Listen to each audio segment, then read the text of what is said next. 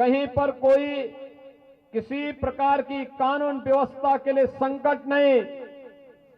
हजारों हजार नागरिक भागीदार बन रहे हैं, लेकिन अनुशासन में रह करके भारत माता को परम वैभव तक पहुंचाने के संकल्प के साथ संकल्पित होकर के एक भारत श्रेष्ठ भारत की इस परिकल्पना के लिए इस संकल्प के साथ अपने आप को संबद्ध कर रहे हैं। पूरे भारतवासियों को गौरव की अनुभूति होती है इस प्रकार के यशस्वी संगठन पर।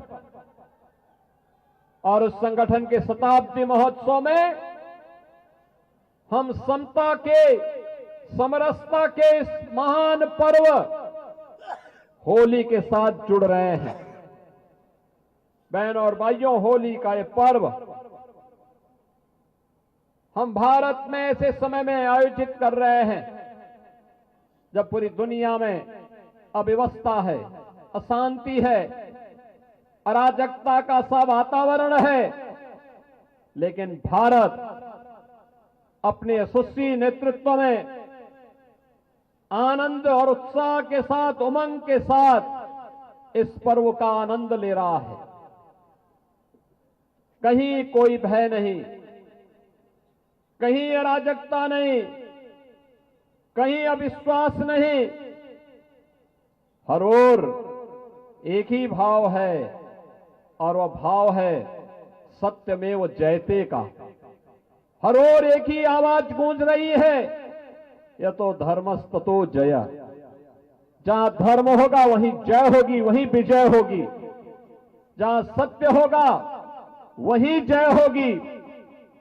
और यह भाव हमारा सनातन वाक्य है, इसकी गूंज सर्वत्र हमें सुनाई दे रही है। मैं देख रहा था परसों होलिका दहन के कार्यक्रम प्रारंभ होने के पहले जगह जगह होलिका दहन के भक्त प्रहलाद की शोभा यात्राएं निकल रही थी। हजारों लोग भागीदार बन रहे थे। क्या उत्साह था, क्या उमंग था। हर व्यक्ति के मन में एक ही भाव कि होलिका दहन करना है।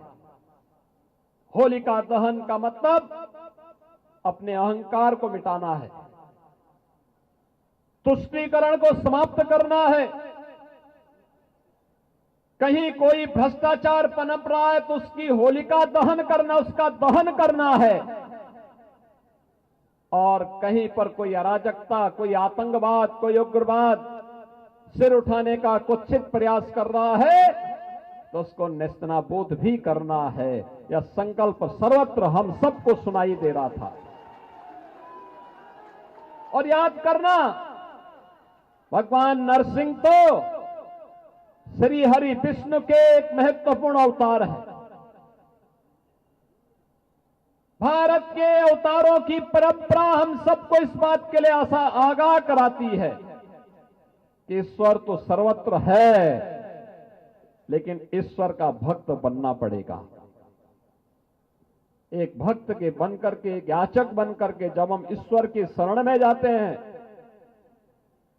तो अपने आप ही हमारी याचना स्वीकार होकर के हमें फल प्राप्त होता है।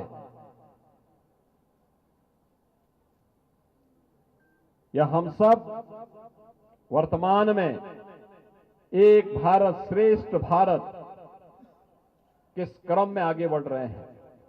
और कितना अच्छा संजोग है